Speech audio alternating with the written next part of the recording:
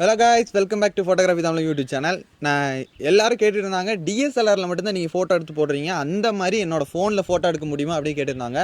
கண்டிப்பா அந்த மாதிரி போட்டோ எடுக்க முடியும். அது எப்படி எடுக்கிறது, அது எப்படி எடிட் பண்ணது அப்படினு நம்ம இந்த வீடியோல பார்க்கலாம். ரொம்ப சிம்பிளான விஷயம் தான். இதுக்கு தேவையான விஷயம் என்னன்னா Google கேமரா பத்தி நான் ஆல்ரெடி டீடைலான ஒரு வீடியோ போட்டிருந்தேன். அந்த வீடியோவோட லிங்க் டிஸ்கிரிப்ஷன்ல இருக்கு. மறக்காம போய் பாருங்க. இந்த Google கேமரா யூஸ் பண்ணி நம்ம DSLRல எடுக்கிற மாதிரி சூப்பரான போட்டோஸ் எடுக்க முடியும். அது எப்படி எடுக்கிறது, என்னென்ன டிப்ஸ் யூஸ் பண்ணணும் அப்படினா இந்த வீடியோல சொல்றேன். நான் இந்த சேனல் பிடிச்சா மறக்காம லைக் பண்ணி ஷேர் பண்ணி சப்ஸ்கிரைப் பண்ணிருங்க. ஃபர்ஸ்ட் நீங்க வீடியோ எடுக்கிறதுக்கு ஒரு சூப்பரான பேக்ரவுண்ட் நல்லா பிளர் பண்ற மாதிரி ஒரு பிளேஸ் இருக்கணும். ரெண்டாவது Google கேமரா இருக்கணும். மூணாவது அதோட டிப்ஸ் என்ன டிப்ஸ் அப்படின்னு நான் சொல்லிடுறேன். நாலாவது அது எப்படி எடிட் பண்ணணும்னு சொல்லிடுறேன். ஃபர்ஸ்ட் நீங்க பார்க்கணும் என்னன்னா உங்கள்கிட்ட Google கேமரா இருக்கணும். ரெண்டாவது என்ன மறந்துட்டேன், ரெண்டாவது பேக்ரவுண்ட் நல்லா பிளர் ஆகிற மாதிரி ஒரு இடமா இருக்கணும். அதாவது நல்ல ஒரு பொக்கே எல்லாம் கிடைக்கிற மாதிரி ஒரு இடமா இருக்கணும். இல்லைன்னா எந்த இடமா இருந்தாலும் பரவாயில்ல, ஆனால் ரொம்ப பக்கத்தில் இருக்கக்கூடாது. கொஞ்சம் நம்மளேருந்து கொஞ்சம் பேக்ரவுண்ட் தள்ளி இருந்தால் தான் நல்ல பிளர் கிடைக்கும்.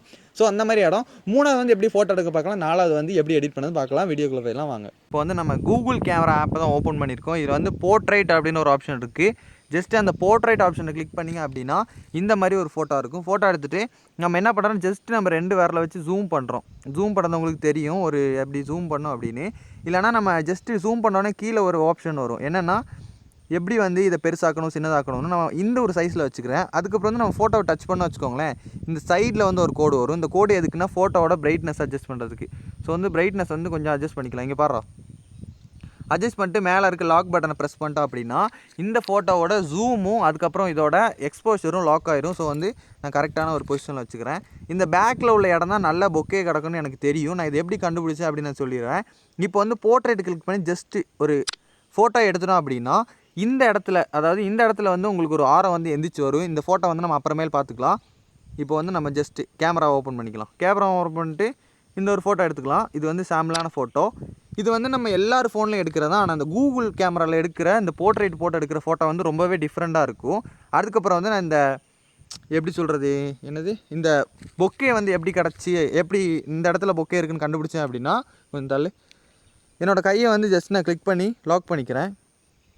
லாக் பண்ணோன்னே இந்த பேக்ரவுண்டை பார்த்தானே உங்களுக்கு தெரிஞ்சிருக்கும். இந்த பேக்ரவுண்டு ஃபுல்லாக டாட்டாக இருக்குது. நம்ம ஃபோட்டோ எடுத்தோன்னா சூப்பராக இருக்கும்.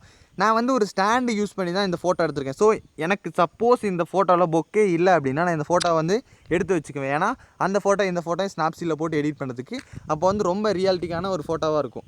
ஸோ ஃபஸ்ட்டு டிப்ஸ் என்னென்னா நம்ம போர்ட்ரேட் போட்டு ஃபோட்டோ எடுக்கணும். ரெண்டாவது டிப்ஸ் என்னென்னா ஜஸ்ட்டு நீங்கள் இல்லை கொஞ்சம் பின்னாடி தள்ளிப்போம். அவன் நிற்கிறான். நான் எக்ஸ்போஷர் லாக் பண்ணிட்டேன். இப்போ ஒரு ஃபோட்டோ எடுத்துக்கிறேன். ஓகே, ஃபோட்டோ எடுத்தாச்சு. நீங்கள் தள்ளி வந்துடு. இப்போ அவன் தள்ளி வந்துட்டான். என்னோடய கையை லாக் பண்ணிக்கிறேன். கையை வச்சுட்டு இப்படி லாக் பண்ணிட்டோம் அப்படின்னா, அதாவது இந்த லாக் அமைக்கிட்டோன்னா அவன் இருந்த அதே இடத்துல எவ்வளோ பொக்கே கிடைக்குமோ அவ்வளோ பொக்கே கிடைக்கும். ஸோ அதை ஃபோட்டோ எடுத்து வச்சுக்கலாம். இனிமேல் அந்த ஃபோட்டோவை பார்க்குறோம். ஸ்னாப்சீட் ஆப்பை ஓப்பன் பண்ணிட்டு ஓப்பன் அப்படின்னு கொடுத்தீங்கன்னு வச்சுக்கோங்களேன். இந்த இடத்துல நம்ம நேற்று எடுத்த ஃபோட்டோஸ் எல்லாம் நிறையா வரும். இது எங்கனக்குள்ளே கிடக்குன்னு தெரிலையா, இமேஜஸ்ஸு கேமரான்னு நினைக்கிறேன். கேமராவில் தான் இருக்கும், ஆனால் கேமரான்னு ஒன்றே காணோம். வெயிட் பண்ணுங்கள், நான் இப்போ உடனே எடுத்து காட்டுறேன் பாருங்கள். நான் அந்த நம்ம பொக்கேவாக எடுத்த மாதிரி தான் அந்த ஃபோட்டோ செலக்ட் பண்ணிட்டேன். அதுக்கப்புறம் இதில் டூல்ஸ் அப்படின்னு இருக்கிறதுல டபுள் எக்ஸ்போஸ் அப்படின்னு இங்கே ஒன்று இருக்கும். லாஸ்ட்டாக டபுள் எக்ஸ்போஸ் அப்படின்னு இருக்க கொடுத்துட்டு இந்த ப்ளஸ் பட்டனை கொடுக்குறீங்க.